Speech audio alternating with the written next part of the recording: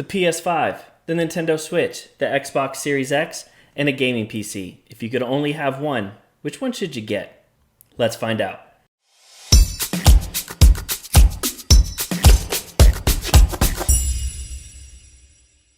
What's up, everybody? Welcome back to Dad Hut. If you haven't already, please subscribe and hit that like button. It really helps out the channel a lot, and it costs you nothing. Today, we're going to be taking a look at the top 4 systems to play video games on right now.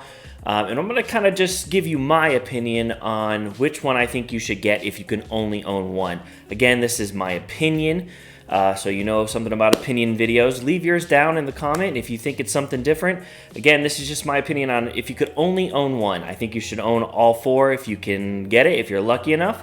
But if you can't and you just want to get one, which one is the one that you're going to get the most bang out of, and which one is going to actually serve you best? So I'm going to try to answer that question for you. Let's hop right into it. So I'm not going to really jump into the specs of the system. If you really want to see stuff like that, there's hundreds of videos that you can search on YouTube. It's been done over and over and over again.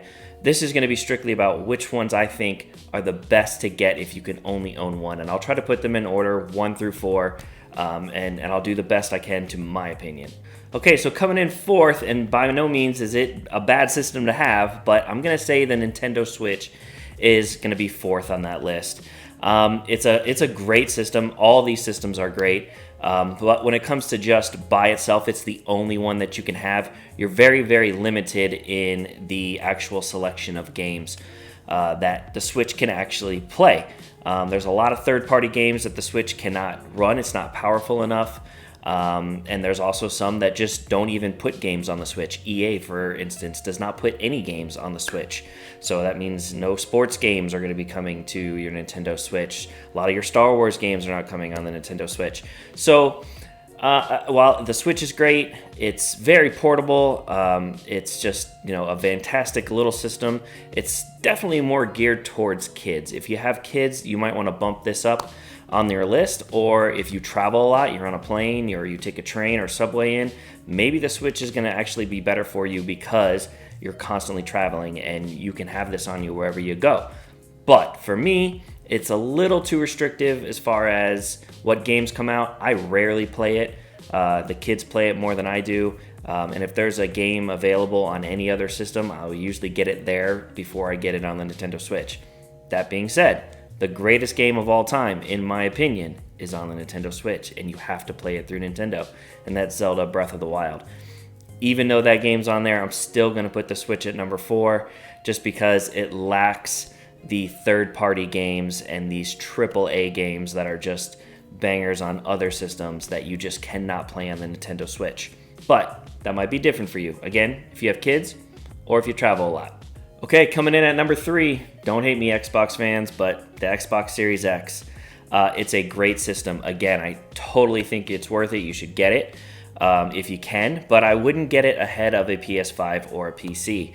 The Xbox Series X is great. It's super fast, loads super awesome, and the Xbox Live Game Pass is just amazing. It's definitely the best, hands down, as far as the library of games to play. So you're going to have a bunch of games that you can play on the Xbox Series X by using the Xbox Live Game Pass. So you get the game library, and there's just, again, it's just a plethora of games. The problem with the Xbox Series X is that it doesn't have any exclusives. There's zero reason right now to buy an Xbox Series X for an exclusive game. There just isn't anything there. You can play all of the last gen games on there, and you've got games that are coming out in the future, but we're almost a year into release, and for me, there really isn't a game out there that you need to buy that you have to play on an Xbox Series X. And that's just the way it is. I mean, that's just the way kind of Microsoft and Xbox have done things. They put things on Xbox and they put things on the PC as well. So really, I mean, it's great for consumers because you can choose, but that also means you don't need to buy an Xbox Series X. There just really isn't any exclusives And that was kind of their whole problem in the last generation, is that Sony just, kicked their butt with exclusives, and they're doing the same again. That being said, Microsoft is buying up studios left and right, and I'm sure in a year or 2 or 3 years, 4 years down the road, it's going to pay off. But right now, today, Xbox Series X is going to go third. Sorry.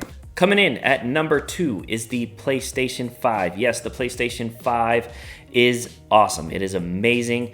I cannot tell you how much the haptic feedback on the controller has really changed the way I play and the way the experience you get when playing a game. It's going to be the new standard. Everybody's going to have to do this. It really is a game changer. And the PS5, similar to the Xbox Series X, the load times are great. It doesn't have as great of a game catalog as far as through the PlayStation Now, but it does have the heavy hitters in there from last year and Sony exclusives. Definitely Xbox does a little better job on that. But the games so far that have come out for the PS5 are like game of the year contenders that are exclusive to the PS5. I mean, we're talking Deathloop, which is, a 10 out of 10 almost everybody's giving this game. Ratchet and Clank, Returnal. I mean, we're just talking about games that are going to be up for game of the year, and you have to play them on a PS5. And that is the difference between PlayStation and Xbox, and kind of has been for a while. If you want to play these games, you have to play them on a Sony. And you're going to have, Horizon Zero Dawn. You're going to have God of War and things like that you have to play through Sony. And while Xbox does have its own, like Halo and Sea of Thieves and like that, but you can play those games on the PC, whereas Sony, most of the time, it's Sony only. Occasionally, a couple years after release, they will put a game out onto the PC, something like Horizon Zero Dawn, the first one, and Uncharted 4 is actually now coming to PC, but it's several years after release. Sony's just got the exclusive, and the PS5 is great. Some people say it's ugly and it's big. I get it. I don't really care. It doesn't really bother me the way the system looks. I don't hate it. I don't love it. But the actual system itself plays amazing. The load times are great. The haptic feedback on the controller is great. And they have the exclusive. They have the games you want to play. So PlayStation comes in at number 2. So number 1, obviously there's only one left, and that is the PC. The PC is king. It will always be king. If you ask a PC gamer, they will tell you that you're not a real gamer unless you play on a PC. That's just how they are. But PC will always be the strongest. It's always going to have the best graphics possible. Even when a brand new system comes out, a well-built PC will already beat that new console that comes out. And the game library of a PC is just vast.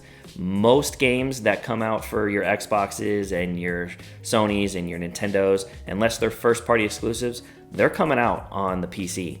And then there's also games that you can only play on the PC. A lot of MMOs, something like World of Warcraft or Guild Wars, the New World, which is Amazon's new one. These are PC-only games.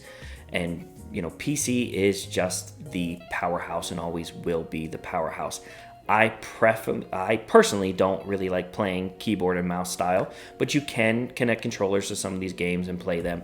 And again, going through Steam or something like that, your library of games is just going to be just crazy amount of games. They're always going to get the third-party twos. They're going to get, your Assassin's Creeds and things like that and your EA games. So you're not going to miss out on those. So while I personally don't play on the PC as much as I play on console, I totally have to just give it to the PC just because the power that the PC can bring, the graphical power, the flexibility. You can bring it on a laptop and you can still travel with this. Sure as it's not as easy to travel with it as a Nintendo Switch, but you can still do it. And you got something like the Steam Deck coming out later on this year that actually might kind of make it a little closer to a Nintendo Switch. But just the game library itself of a PC is just so massive and so easy to get and so affordable, really, that you have to put that at number 1. Okay, so that's it. If you had to pick one of those 4 systems, that is my order. I'm going to say PC. You should get that number 1 because you're going to get the best bang for your buck. You're going to be able to play the most games, and you can always upgrade it and just stay on top of the graphical power of that generation. Number 2 is the PlayStation 5, the exclusives. They just have it. They just have the best exclusive games where you have to play them on a Sony. Number 3 is the Xbox. It's an amazing system, super fast, lots of games to play through their game library, but you know, they lack the exclusives. And 4th is the Nintendo Switch. Great game, great system, especially if you travel a lot, but definitely geared towards kids. It's missing a lot of those AAA third-party games that the Switch just cannot run. So these are my opinions. Obviously, if you have something else you think should go a different order, leave it down below. We'll have a discussion about it. And if you like this video, please give it a thumbs up and subscribe to Dad Hut for all future videos. See you on the next one, guys.